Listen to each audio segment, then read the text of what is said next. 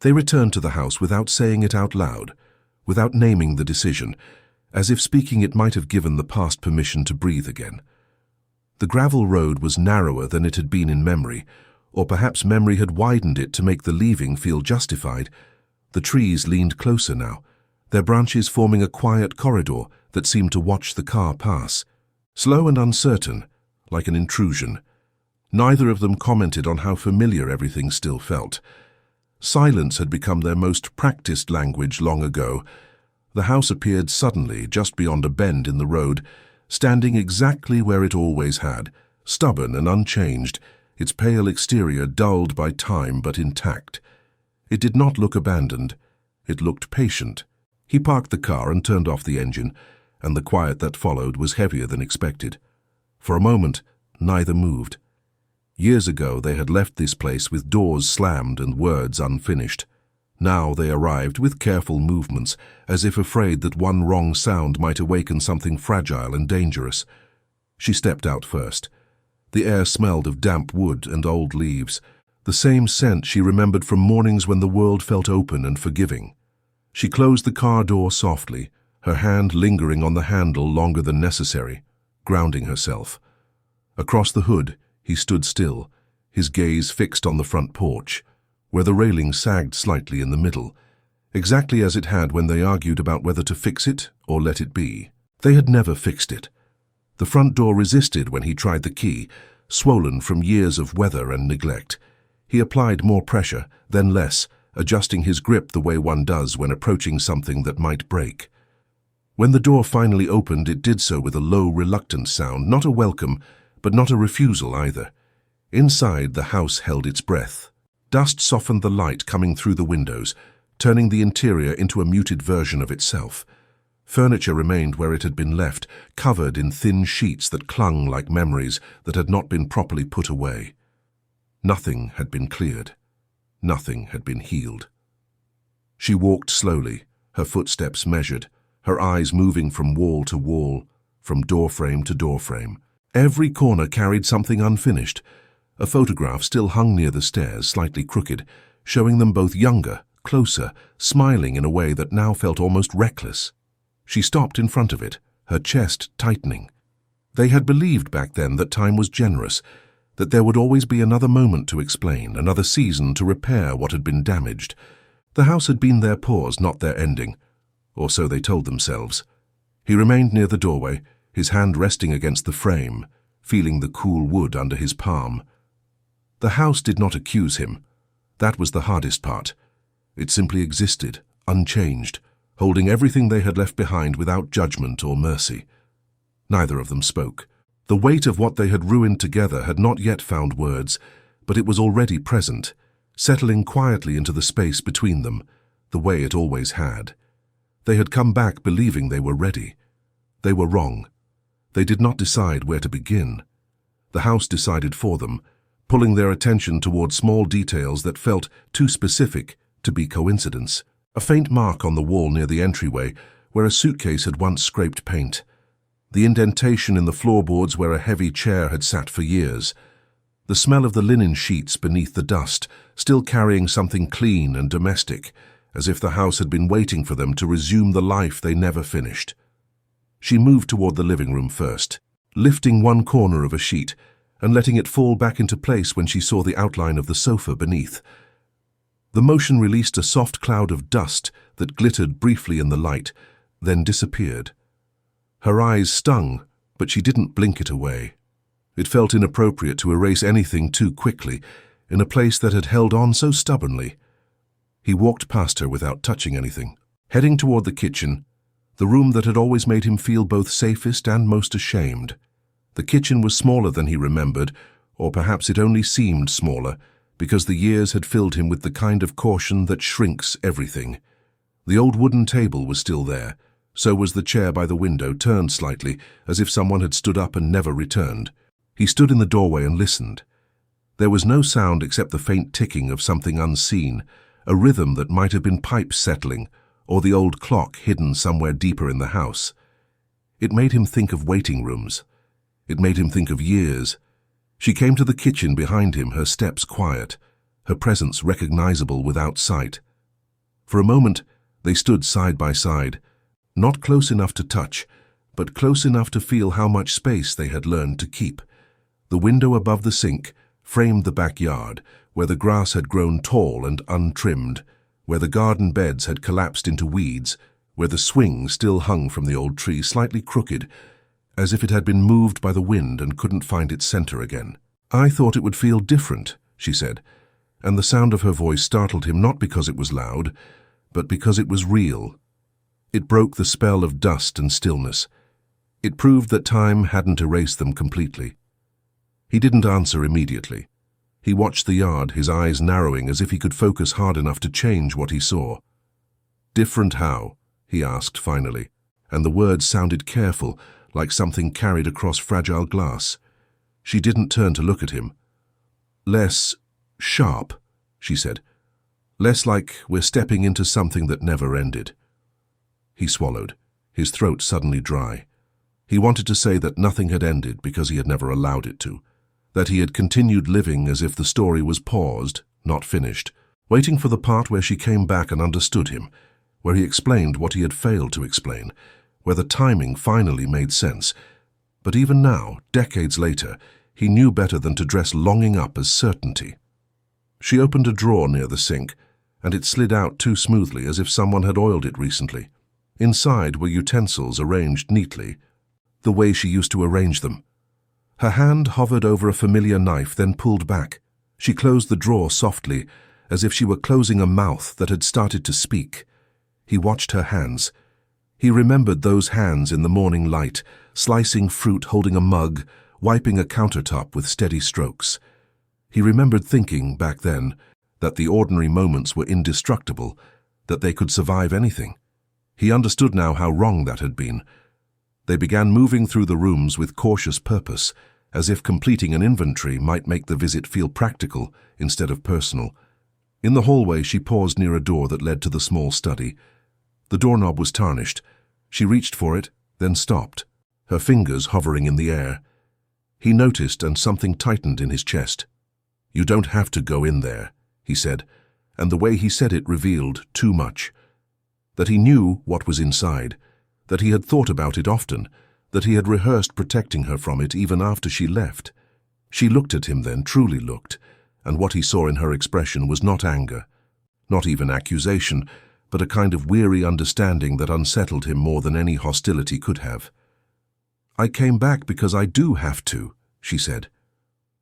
The door opened with a soft click, and the study welcomed them with the stale scent of paper and old ink. The desk by the wall still held a stack of envelopes tied with a ribbon that had faded to a dull pink. Her breath caught, and he felt it like a gust of cold air. He knew those letters. He had written them. He had never sent them. She stepped closer, her body tense in a way that told him she was trying not to react, trying to remain composed, trying to be the mature version of herself that life had demanded she become. But her eyes fixed on the ribbon, on the handwriting visible on the top envelope, and something in her face shifted, something private, something that had waited decades to be touched. Her fingers reached out. They trembled just slightly. And in that moment, he understood the cruel precision of what they had ruined. It wasn't only the love. It wasn't only the future. It was the way they had turned their own story into something that could have been saved, but wasn't, because neither of them had been brave at the right time. She lifted the stack carefully, as if it might fall apart. "How long?" she asked, her voice thin. "Have these been here?" He couldn't lie. "Not in this house. Not in this room." "Since the year you left," he said, and felt the words land like a heavy object between them. She stared at him, her eyes glassy but controlled, and he saw the first crack in the calm they had brought with them. Outside, the wind nudged the swing once, just enough to make it creak. Inside, the past began to move. She did not sit down. Sitting would have made it feel like a conversation, like something that could be resolved in a single evening with the right words. Instead, she remained standing at the edge of the desk, the bundle of letters held in both hands, as if she needed to keep them away from her body, to stop them from entering her too quickly. He watched her face with a kind of helpless attention. It was the same face, older now, shaped by years he had not witnessed, but still carrying the familiar lines around the mouth that appeared when she tried not to show what she felt. He remembered those lines from the last week they spent in this house, when they spoke too carefully, when every sentence was measured, when the real things remained locked behind politeness. She untied the ribbon slowly. The fabric made a small sound, soft and intimate, and that sound seemed louder than it should have been. When she pulled the top envelope free, she paused before opening it, her thumb tracing the edge, as if she were deciding whether to learn something or preserve a fragile ignorance. He realized, with sudden clarity, that he had always imagined this moment differently. In his mind, she would find the letters and soften. She would understand him. The years would shrink. The story would return to the point where it had gone wrong, and they would repair it together like a seam that had split. He had never imagined that her first response might be grief rather than forgiveness. She opened the envelope. The paper inside was creased but intact. She unfolded it, and her eyes moved across the lines. He couldn't see the words from where he stood, but he knew them anyway. He could hear them in his head as if he were reading them again, in the same desperate late-night state in which he'd written them. He had been a younger man then, convinced that love was something you could explain if you just found the right phrasing. Her breathing changed as she read. It became shallow, controlled.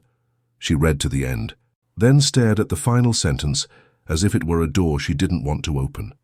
He waited. He didn't ask what it said. Asking would have been another way of controlling the narrative, another way of trying to guide her reaction, and he was tired of shaping things. He had spent decades shaping things, smoothing edges, pretending the damage wasn't permanent. She looked up finally. Her gaze met his, and for a second she looked almost young again, only not with hope, with the old fear. "You wrote this," she said quietly, and he knew she wasn't asking. She was naming it, giving it shape, making it real. "Yes." "And you kept it?" He nodded. His throat tightened. "I didn't know where to send it," he said, and the truth in that was both simple and humiliating. He had known where she went. Of course. He had learned it the way people learn painful facts they do not seek, through mutual friends, through someone's careless mention, through life's quiet gossip. But he hadn't known where to send himself. He hadn't known how to place his words in her new life, without shattering whatever she had built. She turned her eyes back to the paper. "You say you were sorry," she murmured, more to herself than to him. "You say you wanted me to stay. You say you didn't know how to stop what was happening." He swallowed. "Because I didn't." She pulled another letter free and opened it without ceremony. This one was shorter, angrier, written in a sharper hand. She read it quickly, her jaw tightening. He remembered writing that one after an argument, after she accused him of choosing pride over her, after he accused her of leaving too easily. He had written it to prove something, but he didn't remember what, not exactly. He only remembered the feeling, fear disguised as conviction. She opened a third letter, then a fourth. With each one, her face changed subtly, as if each piece of paper placed a new weight on her, not crushing but accumulating. The story of them, written in private, unsent fragments, was assembling itself in her hands. He stayed still, but inside him, something shifted. He began to see the letters not as proof of his love, but as proof of his failure. They were words he had refused to deliver when it mattered, messages he had stored like preserved fruit, believing they would keep their sweetness. But time does not preserve emotion. Time ferments it, turns it sharp. She stopped after the fifth letter. Her eyes were damp now, but she still did not cry. That restraint cut him more deeply than tears would have. Tears would have meant release. This was something else, a holding in, a compressing. "You could have sent these," she said, and her voice remained low, steady, which made the accusation more devastating. "You could have called, you could have come, you could have done something instead of writing into silence." He flinched, but didn't look away. "I know." She stared at him as if searching for the part of him that had made those choices. "So why didn't you?" He had rehearsed answers for years. None of them worked here. None of them survived the air in this room. "Because I thought if I kept them," he said slowly, "it meant we weren't completely over. I thought holding on was the same as trying." Her expression tightened, not anger, something more painful. "Holding on isn't trying," she said, and her voice cracked slightly on the last word. He felt something in his chest give way, a small collapse. "I didn't know how," he admitted, and it was the simplest, most unforgivable truth. "I didn't know how to come after you without making it worse. I didn't know how to be the man you needed me to be." She looked down at the letters again, then back at him. "And I didn't know how to stay," she whispered. The words came out like a confession she had never allowed herself. "I didn't know how to keep loving you and keep my dignity at the same time." He stared at her, stunned by the honesty. For decades, he had imagined her leaving as certainty, as choice, as a clean severing. Hearing doubt in her voice rewrote something inside him.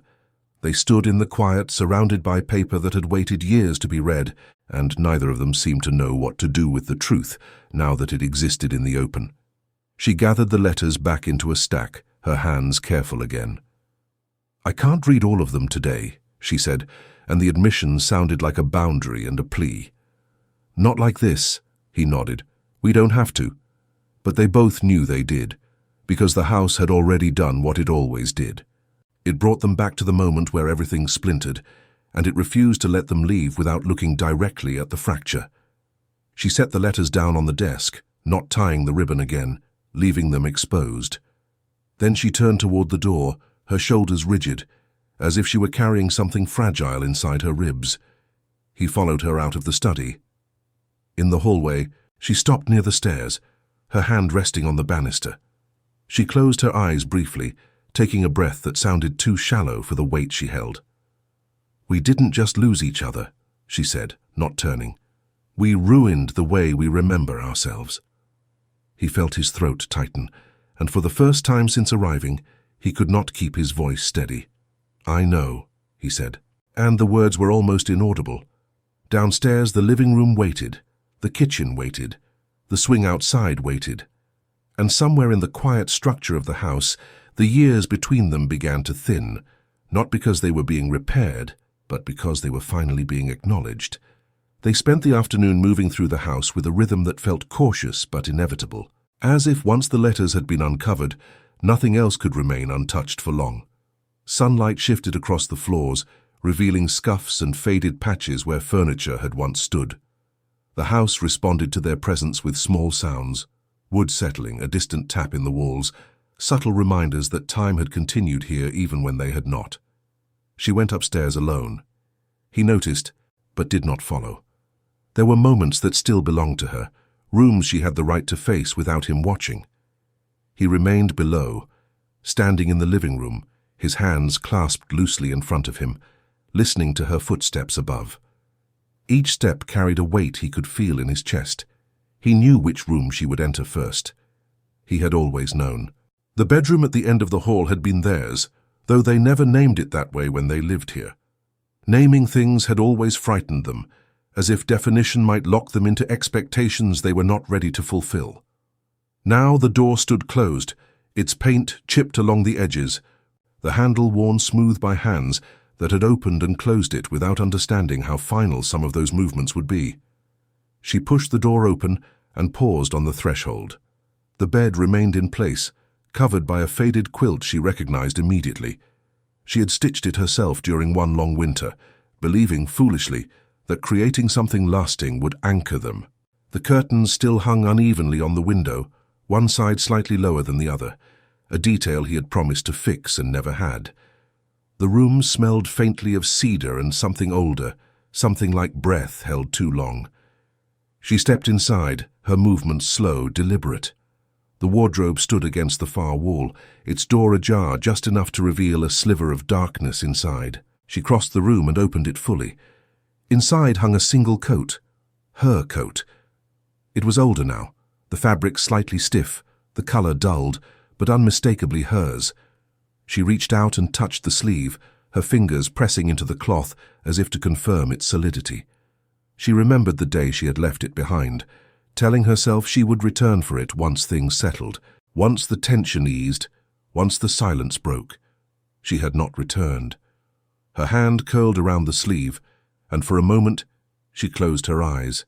The memory came without warning. Standing in this room, her suitcase open on the bed, his back turned as he pretended to fix something by the window, the weight of everything unsaid pressing into her chest, the sound of her own breathing too loud in the small space. She let the coat fall back into place. Downstairs he stood in the kitchen now, his gaze fixed on the sink. He remembered washing his hands there after she left, scrubbing them harder than necessary, as if the act might erase the feeling of having failed at something essential. He remembered staring out the window at the empty yard, convinced that if he waited long enough, she would reappear at the edge of it, angry but willing to talk. She had not. He opened a cabinet near the stove and found a row of mugs, lined neatly in the back. He took one down.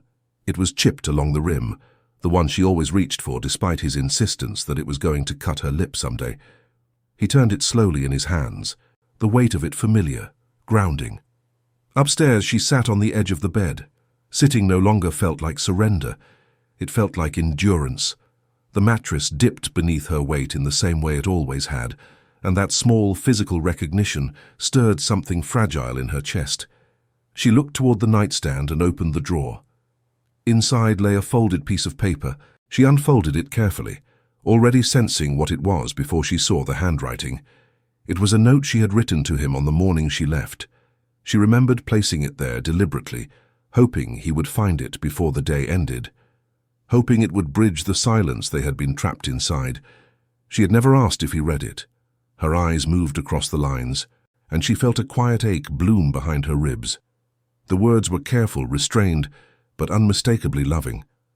She had written about needing space, about wanting clarity, about believing they could return to each other once the noise subsided. She had not written goodbye. Downstairs he leaned against the counter, the mug still in his hands. He remembered finding the note late that night, after the house had already begun to feel hollow. He remembered reading it twice, then folding it again with a precision that betrayed how desperately he needed to believe it meant what he wanted it to mean. He had placed it back in the drawer, convincing himself that leaving it there preserved the promise inside it. Upstairs she folded the note again and slid it back into place. Her hands shook slightly now, the composure she had carried with her beginning to thin. She stood and moved to the window. From there, she could see him in the yard, small in the distance, his shoulders slightly hunched, his posture familiar in a way that hurt. The sight of him there, older, quieter, still rooted to this place, sent a sharp wave of guilt through her. They had both believed, in different ways, that waiting was a form of loyalty. They had both been wrong. She rested her forehead briefly against the glass, then straightened, wiping her eyes with the back of her hand. She was not ready to cry. Not yet. There was still too much to confront, too many rooms that carried versions of themselves they had not reconciled. Downstairs, he set the mug back in the cabinet, exactly where he had found it. When she came back down, her face was composed again, but something essential had shifted. He could see it in the way she avoided his eyes, in the way her arms crossed loosely over her body, as if holding herself together required constant attention. "I found my coat," she said, her voice neutral. He nodded.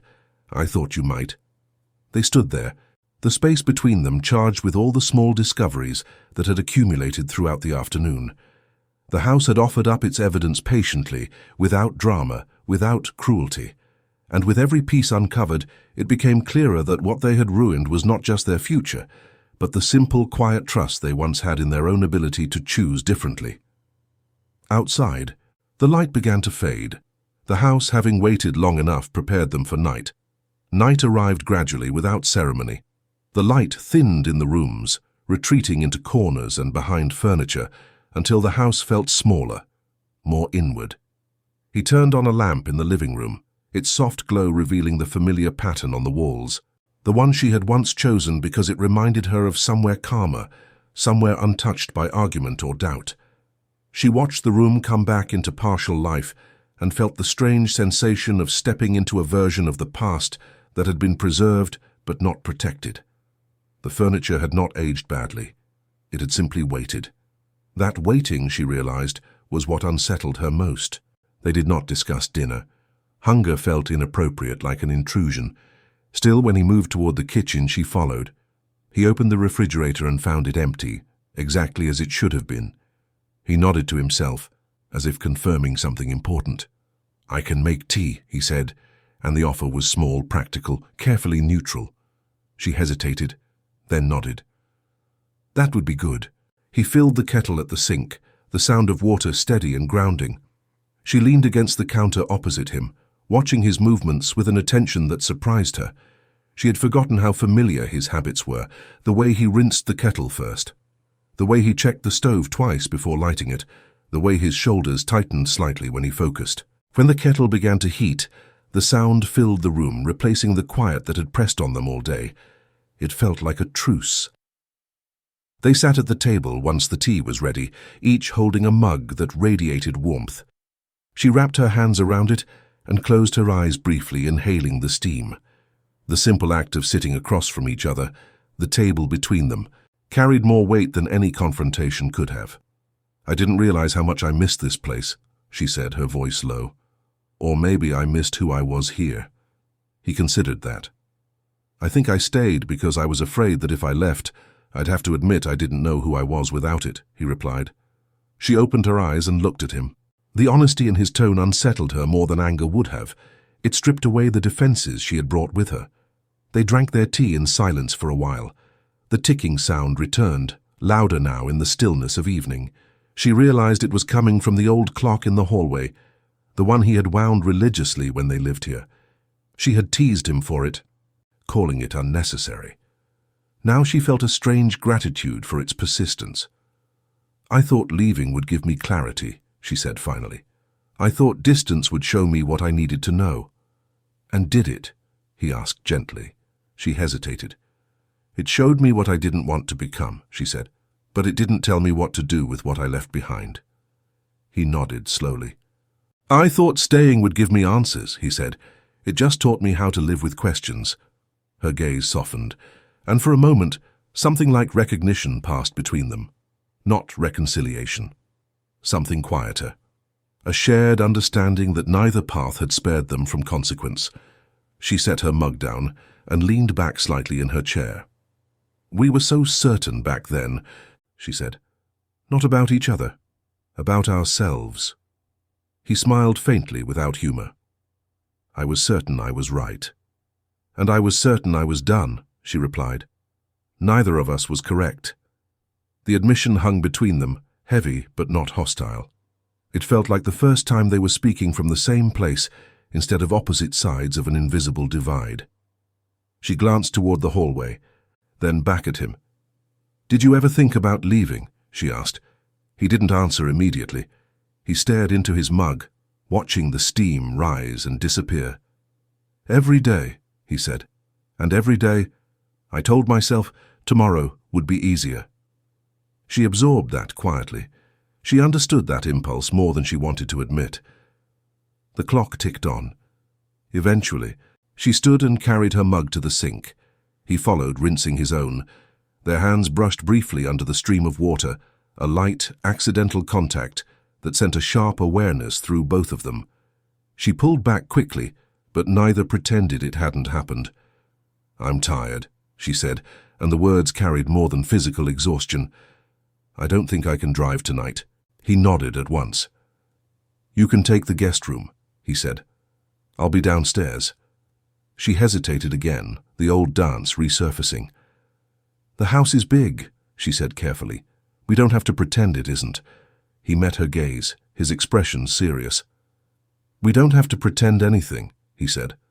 "But we don't have to rush either." She considered him for a long moment, then nodded. "Thank you." Upstairs, she prepared the guest room with efficient movements, smoothing sheets, opening a window slightly to let in cool air.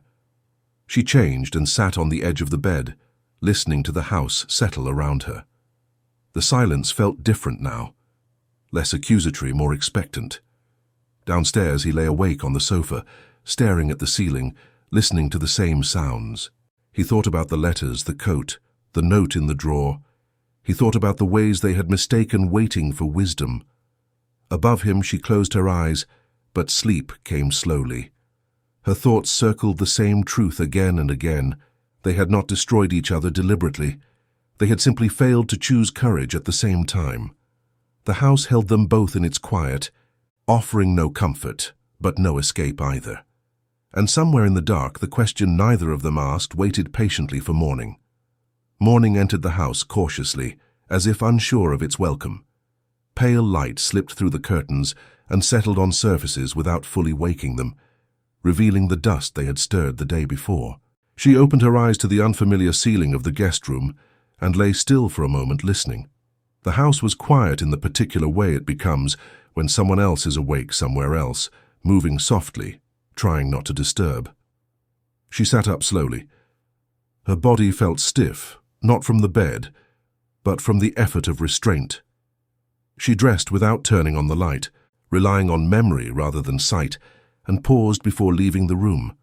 The hallway felt different in the morning, less heavy, more exposed.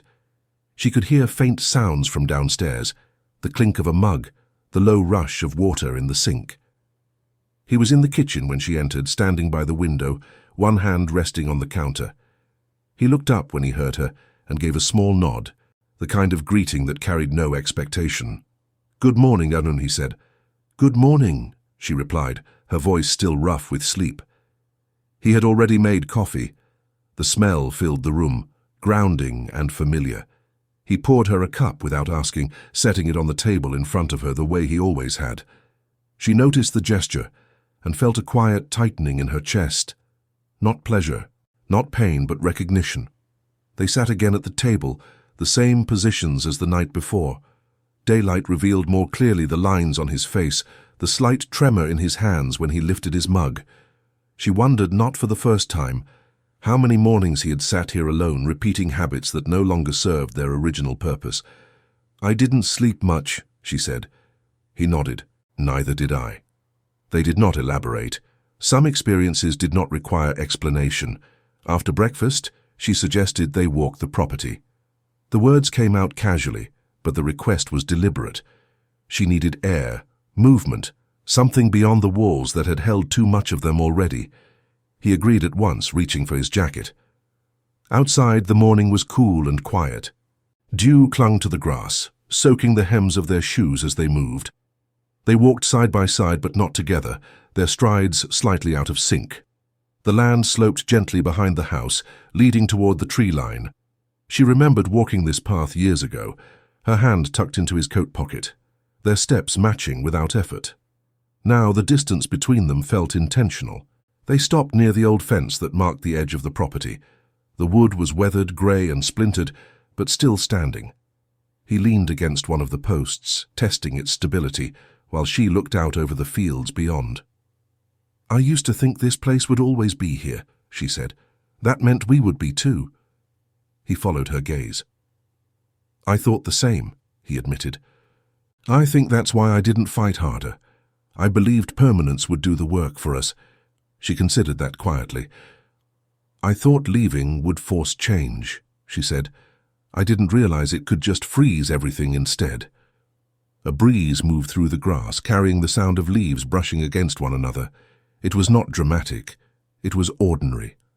That ordinariness made the truth of their situation harder to ignore. They continued walking, circling back toward the house. Near the side yard, she stopped suddenly. He noticed at once. "What is it?" he asked. She pointed toward the shed, half hidden behind overgrown shrubs. "That's where you kept the boxes," she said. "The ones you said you'd go through someday." His shoulders stiffened slightly. "Yes." "Did you?" she asked, not accusing, just curious. He shook his head. "No," he said. "I moved them once, from one corner to another." She let out a small breath, something between a sigh and a laugh. "We were very good at moving things without changing them." He met her eyes, and for the first time that morning, something unguarded passed between them. They returned to the house in silence. Inside, she went to the living room and picked up one of the sheets, folding it neatly before setting it aside. He watched her, then joined her, removing another sheet, then another. The room slowly emerged from its suspended state. As they worked, she became aware of a subtle shift inside herself. The house was no longer only a container for regret. It was becoming something else, a place where the truth could exist without being hidden away. He noticed it too, though he could not have named it. He only knew that the air felt different, less static, more honest. They finished uncovering the room and stood there looking at the result. The furniture bore the marks of time, but it was intact, usable, real. "We could sell it," she said quietly. He nodded. "Yes." "We could keep it," she added. "Yes." The options hung between them, equally possible, equally heavy. She turned toward him. "Whatever we decide," she said, "I don't want it to be another way of waiting." He understood immediately. He felt it like a clear instruction. "Neither do I," he said. They stood there, not close, not far, aware that something fundamental was shifting. Not toward reunion, not toward separation, toward clarity. And clarity, they were beginning to understand, was far more demanding than hope had ever been. The day stretched ahead of them, unshaped, honest. For the first time since returning, neither of them wished it would pass quickly. By midday, the house felt less like a museum and more like a place where something could still happen. Windows were open. Air moved freely through the rooms, carrying the smell of grass and distant earth. They worked without speaking much, falling into a quiet coordination that felt almost instinctive, as if their bodies remembered how to move around one another, even if their minds resisted the familiarity. She sorted through a box of old books in the living room, setting aside the ones too damaged to keep. He focused on the hallway closet, removing coats that no longer fit anyone they recognized.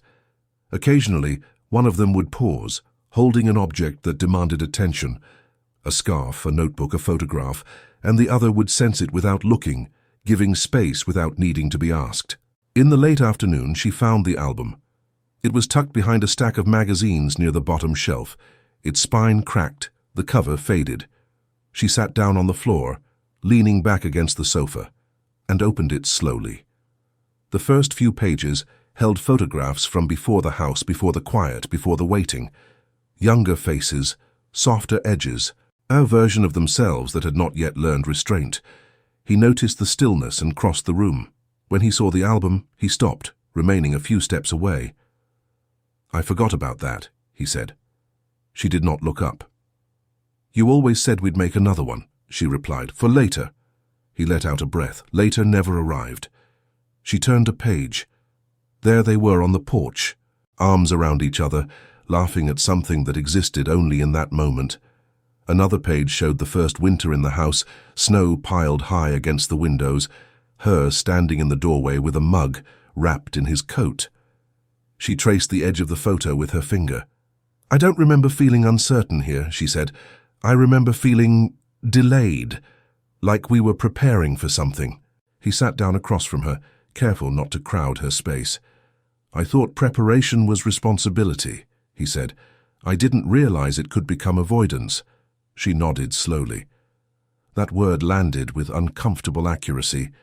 They turned pages together now, not rushing, letting each image do its quiet work. The album did not tell a dramatic story. It revealed something more unsettling. How ordinary their happiness had been. How easy it would have been to protect it if either of them had recognized how fragile it was. She closed the album and set it aside. "I think we expected the story to carry us," she said. "Instead of understanding, we had to participate in it."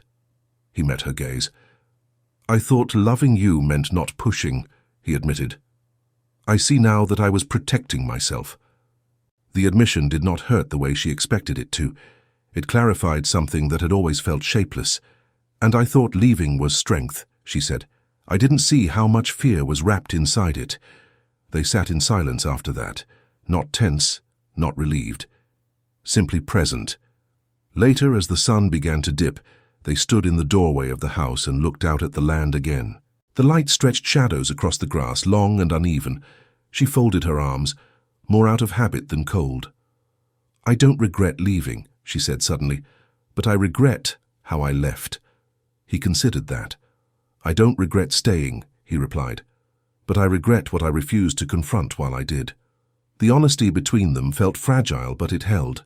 Inside, the house waited. It no longer felt like an accusation. It felt like a record, complete, unchangeable, but readable at last. That night, They ate a simple meal together, seated at the same table where so much silence had once collected. Conversation moved carefully but freely, touching on years apart without trying to summarize them. Jobs, places lived, people known but not named. They avoided the question hovering beneath everything, not out of fear but out of respect for its weight. When darkness settled again, she stood by the window in the guest room, watching the lights below flicker on. He sat downstairs with a book he wasn't reading, listening to her footsteps above. Neither of them felt suspended anymore. They felt awake, and awareness, they were learning, was the point where regret stopped being abstract and became something that could finally be faced. The house, no longer silent, seemed to agree. The next day began with a decision that neither of them announced. It revealed itself in small actions instead. She changed clothes early and tied her hair back, ready for something physical, something that required effort. He brought tools out of the shed and set them on the porch without explanation. There was an unspoken understanding that they were not just passing time anymore. They started outside. The garden beds behind the house had collapsed into a tangle of weeds and dry stems. Years ago, they had planned rows of vegetables there, arguing gently over what would grow best. She knelt in the soil and pulled at the first cluster of weeds, surprised by how easily they came loose. The earth beneath was still dark, still willing. He worked beside her, loosening soil, stacking broken wood from the old borders.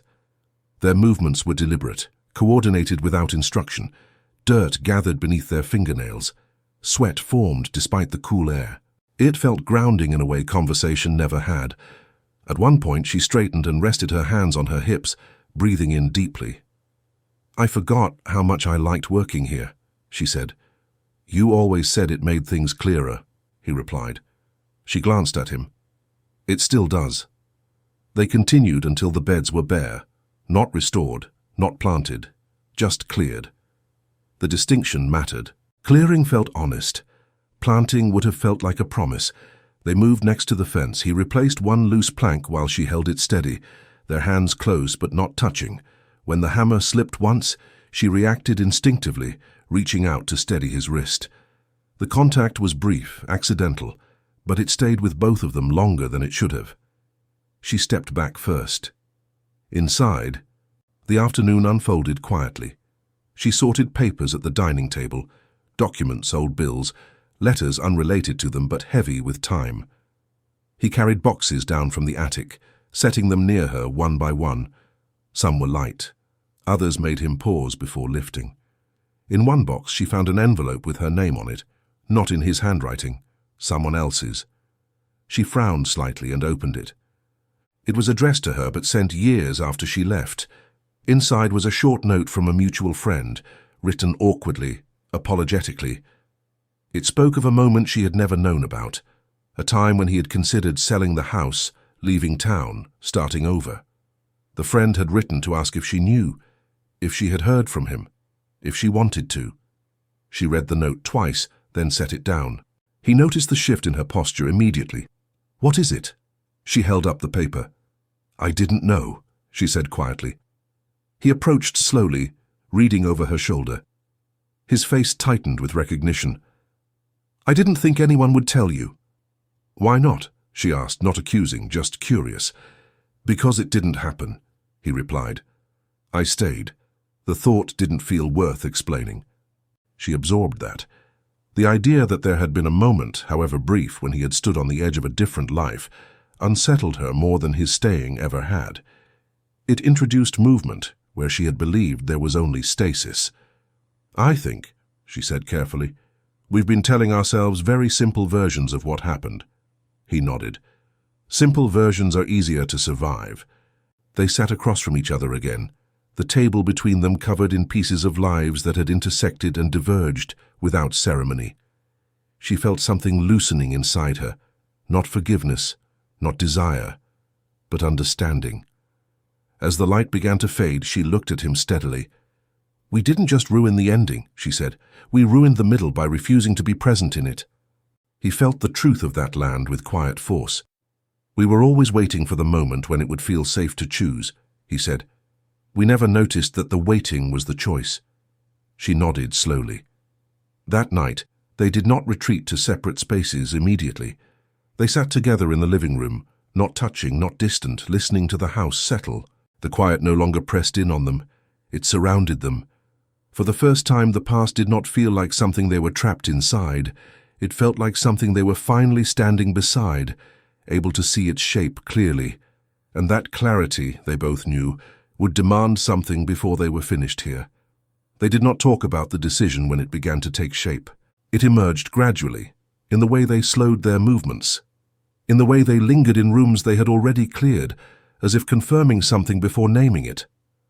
By the third day, the house no longer felt temporary.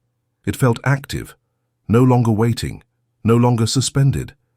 She woke earlier than he did and stood in the kitchen, watching the light shift across the table. The quiet no longer felt accusatory. It felt neutral, open. When he entered, rubbing sleep from his eyes, she noticed how naturally he moved through the space, how deeply his body had memorized this place. That knowledge carried weight. "I think we should talk about what comes next," she said, not urgently but firmly. He nodded at once. "Yes." They sat across from each other, the table bare now except for 2 cups of coffee. Outside, the morning was clear. Nothing pressed them forward except their own awareness.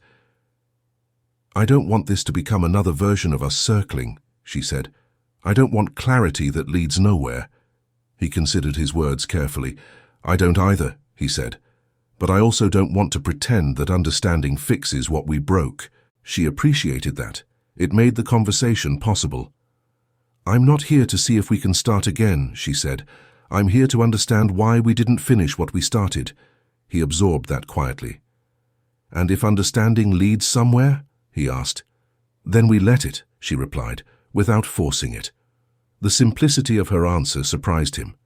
He had spent years imagining this conversation as a negotiation, a fragile exchange where one wrong sentence could end everything. Instead, it felt more like alignment. 2 people finally speaking from the same ground. Later that day, they returned to the study together. The letters were still on the desk, untouched since she first discovered them. She sat down this time, pulling the chair close, and began reading again. He remained standing, leaning against the wall, watching her reactions rather than the pages. She read slowly now, allowing the words to settle. Some were awkward, some were defensive, some were tender in ways that made her chest ache. What struck her most was not what he said, but when he said it, how every letter arrived just after something had already shifted beyond reach. "You were always a moment behind yourself," she said quietly, looking up. He nodded. "And you were always a moment ahead of me." She considered that. "We never met in the middle." "No," he agreed. When she finished the last letter, she tied the ribbon again, this time carefully, deliberately. She did not return them to the drawer. Instead, she placed them in a box and closed it. "I don't want them here anymore," she said. "Not hidden, not preserved." He understood. "We can take them with us," he said, "wherever that is." The word us passed between them without tension. That afternoon they began sorting with intention. Not everything, just enough. She labeled boxes, he made lists. The house shifted again, not toward restoration but toward release. In the evening they walked the land one last time. The garden beds lay open, waiting but not demanding. The fence stood straight where they had repaired it. The swing creaked gently in the breeze. She stopped near the tree and turned to him. "I don't know if we ruined our chance," she said, "or if we only ruined the version of it we were clinging to." He looked at her steadily. "Either way," he said, "we don't have to keep punishing ourselves." She nodded, feeling the truth of that settle. That night, when they went to their separate rooms, the distance between them felt different. Not protective, intentional. And for the first time, the future did not feel like a question they were afraid to ask. The final morning arrived without urgency. The house felt lighter, not because it had lost its meaning, but because meaning was no longer trapped inside it. Sunlight moved freely through the rooms, unfiltered by dust or hesitation. She stood in the doorway of the guest room with her bag at her feet, taking in the space one last time, not to memorize it, but to acknowledge it. Downstairs, he folded a blanket and placed it neatly on the back of the sofa. The gesture was habitual, almost unconscious, but it carried intention now. He was no longer preserving the house for a future that might return. He was preparing it to be left honestly. They met in the kitchen without needing to call to one another. The table was empty again. Clean. Neutral. "I booked a place for tonight," she said, resting her hand on the counter. "In town." He nodded. "That makes sense." "I didn't want to leave like last time," she added, "without saying where I was going." He looked at her then, really looked, and felt the weight of that difference. "Thank you," he said simply. They walked through the house together one final time, not opening drawers, not lifting objects, just moving through the space as it was now. Finished but not erased. When they reached the front door, she hesitated, her hand resting on the frame. "I used to think this place was the mistake," she said, "like it trapped us." He shook his head slowly. "It only showed us who we were when no one else was watching." She smiled faintly at that. Outside, the air was crisp. The car waited in the drive, bags already inside. She paused beside it, turning to face him. "I don't know what this becomes," she said, "but I know what it isn't anymore." He nodded. "Neither of us is pretending now." That was enough. They stood there a moment longer, neither reaching, neither stepping away too quickly. When she finally opened the car door, he did not rush to fill the silence. He understood now that silence could be chosen without being cruel. She drove off slowly, not looking back immediately. He remained standing until the car disappeared from view, then turned toward the house. Inside, the rooms echoed softly with absence, but it was a clean absence, one that did not accuse. He sat at the table and opened his notebook, the one he had avoided for years. He wrote a single sentence and closed it again. Outside, she reached the edge of town and pulled over briefly, letting the engine idle. She sat still, hands on the wheel, breathing evenly. The weight she had carried for decades no longer pressed into her chest. It rested somewhere else now, acknowledged but no longer defining. Neither of them felt resolved, but both felt finished with pretending. And that, they were beginning to understand, was not an ending. It was a release. The days that followed unfolded without ceremony. No dramatic shifts, no declarations. Just movement, measured, intentional, unfamiliar in its honesty. She stayed in town longer than planned, not because she was unsure where to go next, but because leaving no longer felt like escape. It felt like transition. He returned to the house alone, but the solitude did not settle on him the way it once had. The rooms no longer echoed with expectation. They simply existed. He opened windows each morning, letting air move through spaces that had been sealed for too long. He stopped setting places at the table out of habit. He stopped listening for sounds that were never coming. One afternoon he found himself in the study again. The desk was bare now. The box with the letters was gone. In its absence, the room felt larger, less dense. He sat in the chair and allowed himself to remember, not selectively, not defensively, but fully. The arguments, the silences, the moments when courage had been available and ignored. He did not romanticize it anymore. Across town, she spent her mornings walking streets she had once known, and afternoons sitting in cafes, writing notes she never intended to send. She wrote about who she had been when she left, who she had become while away, and who she might be now that neither version needed to dominate the other. One evening her phone buzzed with his name. No message, just a missed call. She stared at the screen for a long moment, surprised not by the call itself but by the absence of fear. She called back. "I didn't mean to," he began. "It's fine," she interrupted gently. "I'm glad you called." They spoke carefully, not avoiding anything but not rushing toward meaning either. He told her he had scheduled a meeting with an agent to discuss the house. Not to sell immediately, just to understand the options. "That feels right," she said, and it did. She told him she had decided where she would go next, not where she would live forever, just where she would start. They did not ask for promises. They did not revisit old grievances. They spoke as two people no longer trapped inside unfinished arguments. When the call ended, neither felt empty. Back at the house, he stood on the porch as dusk settled in, watching the land darken. The garden beds lay open, unplanted, the fence held steady, the swing moved slightly in the breeze, not abandoned, not used. In town, she closed her notebook and looked out her window at the quiet street below. For the first time in years, she did not feel the urge to define what the future owed her. They were no longer waiting. They were choosing, slowly, imperfectly, but consciously. And that choice, quiet as it was, changed everything. Not because it brought them back together, but because it finally gave their story an ending that belonged to truth rather than fear. Time did what it always does when it is no longer resisted. It moved forward without needing permission. Weeks passed. Then months. The house changed hands, not abruptly, not painfully, but deliberately. He signed the papers on a clear morning, standing in the same room where he had once believed staying was proof of devotion. As he handed over the keys, he felt no loss sharp enough to wound him. What he felt instead was accuracy. The house had served its purpose. Holding on to it any longer would have been another way of delaying a life that was already asking to be lived. She settled into a place that was temporary by design. Light walls, few possessions, nothing that required defending. She learned the rhythm of new streets, new mornings. She did not look for replacements. She did not measure what came next against what had been lost. For the first time, her choices were not reactions. They spoke occasionally, not out of obligation, not out of longing, simply because connection no longer felt dangerous.